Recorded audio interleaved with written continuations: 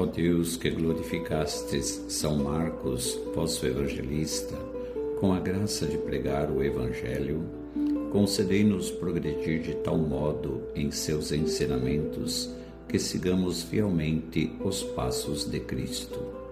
Ele que é Deus e convosco vive e reina na unidade do Espírito Santo, por todos os séculos dos séculos.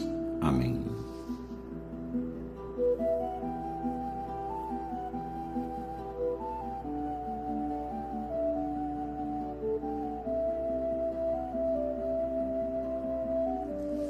Iniciemos nossa reflexão e oração neste sábado da terceira semana da Páscoa. Em nome do Pai, e do Filho, e do Espírito Santo. Amém. A Igreja celebra hoje a festa de São Marcos Evangelista. Marcos era filho de Maria de Jerusalém, em cuja casa Pedro se refugiou depois de ser libertado do cárcere. Era primo de Barnabé.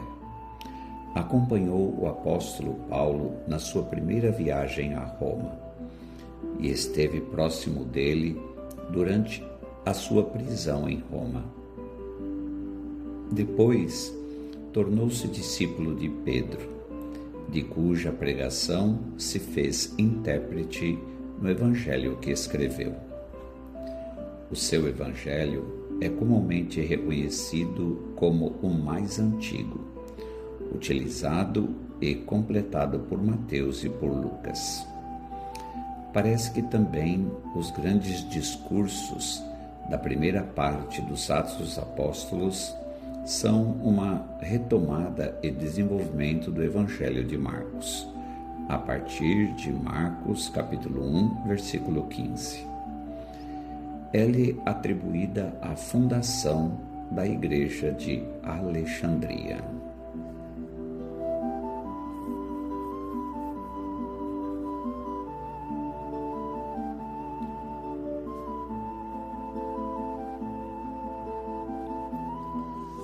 Santíssima Virgem Maria, expressão mais alta da humanidade em oração, modelo da Igreja orante, suplicai em Cristo a misericórdia de Deus e interceda por nós neste momento de reflexão e oração. Ensina-nos a suplicar e a reconhecer os momentos críticos de nossa vida espiritual, que é o de que não podemos deixar de orar, pois a oração nos é necessária não só como obrigação de preceito, mas também como necessidade de meio. Amém.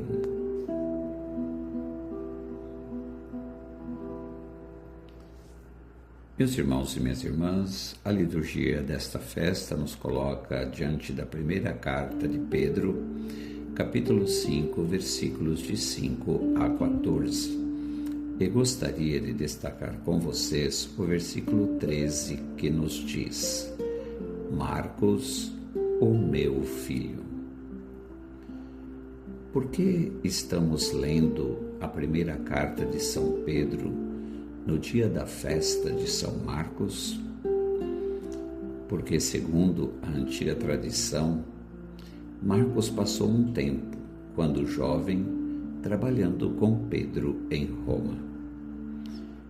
Isso aconteceu pouco depois de Marcos ter deixado Barnabé e Paulo no meio de sua primeira viagem missionária. Logo após, o trio ter um encontro com o mago Elimas, possuído por um demônio.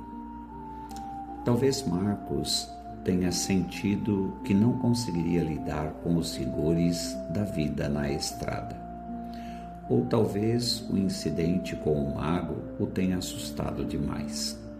Seja como for, deve ter sido constrangedor para ele ir embora daquela forma. Mas o Senhor não havia terminado com Marcos. Durante a própria viagem missionária de Pedro, ele conheceu Marcos e o acolheu como companheiro e evangelista. Durante o tempo que passaram juntos, Marcos coletou muitas das lembranças de Pedro sobre sua vida com Jesus e, eventualmente, as transformou no primeiro evangelho. Após o martírio de Pedro em Roma, Marcos viajou pelo norte da África, pregando o evangelho. Ele se estabeleceu em Alexandria, no Egito, onde fundou a primeira igreja na África. Em seguida, juntou-se a Barnabé em uma viagem missionária a Chipre e, após a morte de Barnabé, retornou a Alexandria para liderar a próspera igreja.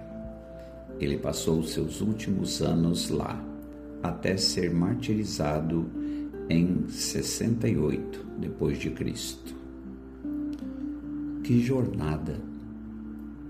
Marcos poderia ter desistido após o constrangimento com Paulo e Barnabé. Ele poderia ter voltado para Jerusalém e se estabelecido com sua mãe e os cristãos que se reuniam em sua casa.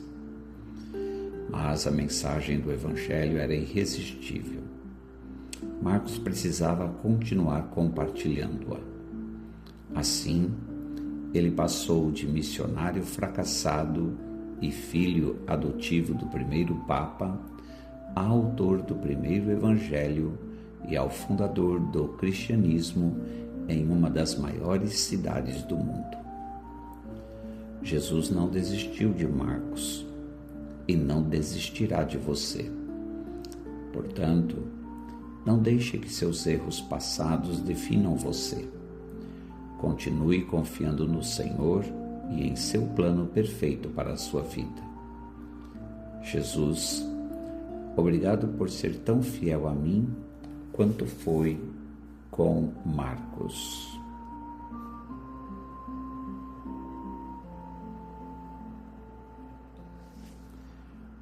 Oremos juntos esta palavra.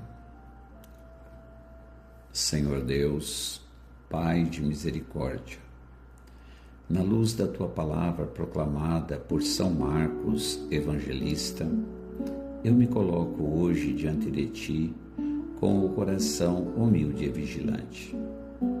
Tu me recordas, pela voz do apóstolo Pedro, que Deus resiste aos soberbos, mas dá graça aos humildes.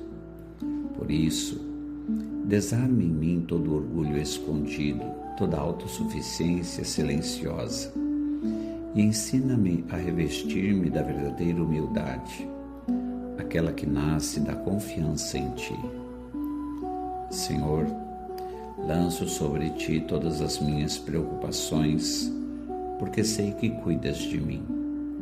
Mesmo quando o coração vacila, mesmo quando a noite parece longa, sustenta-me com a certeza da Tua presença.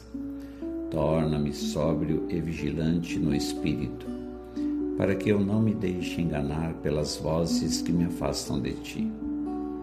Fortalece minha fé nas provações, para que, unido à Igreja espalhada pelo mundo, eu permaneça firme no Teu amor.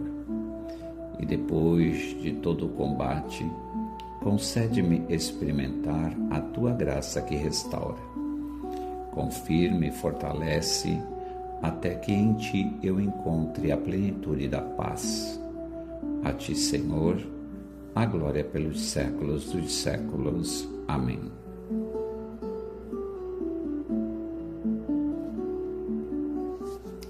Elevemos a nossa prece ao Senhor da Messe por intercessão da Santíssima Virgem Maria, Mãe da Igreja, e do seu castíssimo esposo São José, para que nos conceda o Senhor inúmeras e santas vocações sacerdotais. Ave Maria, gratia plena, Dominus tecum, benedicta tu in mulieribus et benedictus fructus ventris tui, Iesus. Santa Maria, Mater Dei, ora pro nobis peccatoribus, nunc et in hora mortis nostre. Amém. Maria, Mater Ecclesiae, ora pro nobis. Santo Iosefe, ora pro nobis. Por intercessão da Santíssima Virgem Maria, Senhora das Mercês, Mãe de Misericórdia e Redentora dos cativos, e de São Marcos, Evangelista, o bom Deus te abençoe e te guarde, Pai, e Filho e Espírito Santo. Amém.